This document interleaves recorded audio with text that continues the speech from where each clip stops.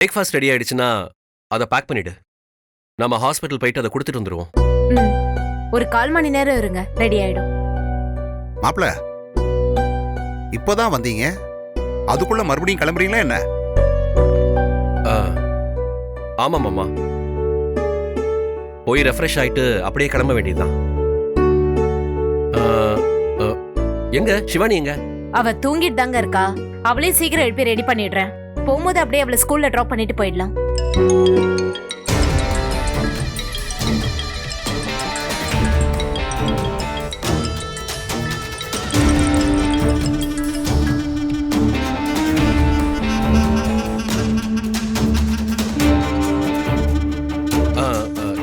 என்ன சொன்ன?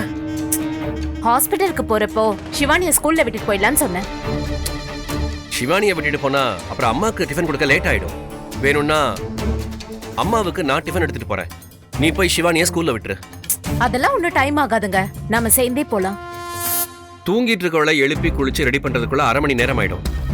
நீ போய் டிஃபன் ரெடி பண்ணு, நான் 10 மினிட்ஸ்ல ரெஃப்ரெஷ் ஆயிட்டு வந்துட்டு உடனே கிளம்புறேன். மாமா 10 நிமிஷத்துல கிளம்புறவரு, அப்படியே வெயிட் பண்ணீங்கன்னா அக்காவையும் சிவானியும் கூட்டு போயிடலாம்ல. அதுக்கு இல்ல மாப்ள,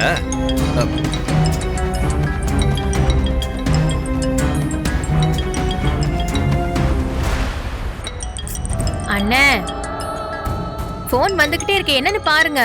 முதல்ல எடுத்து பேசுங்க. அது அப்புறம் பேசிக்கிறேன் உஷா. பவானி, டிஃபன் கொண்டு போறதுக்கு எதுக்கு 2 பேரு?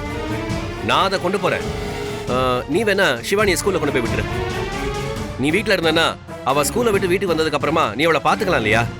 மாப்ள சொல்லுங்க அத்தை. இல்ல நாங்கெல்லாம் குழந்தைய பாத்துக்க மாட்டோமா? அப்படி இல்ல அத்தை.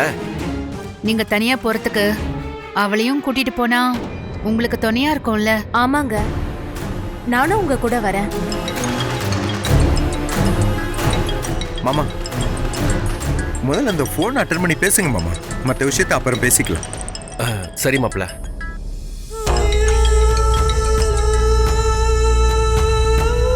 வணக்கம் மச்சான், நானும் தங்கச்சி ஹாஸ்பிட்டல் வந்துட்டோம். நீங்க எப்போ வர போறீங்க? நான் இதோ வந்துடுறேன். வரும்போது பணத்தோட வந்துருங்க மச்சான், அதுதான் ரொம்ப முக்கியம். என் தங்கச்சி வேற ரொம்ப பயந்து போயிருக்கா, சீக்கிரம் வந்துருங்க. சரி சரி வந்துடுறேன்.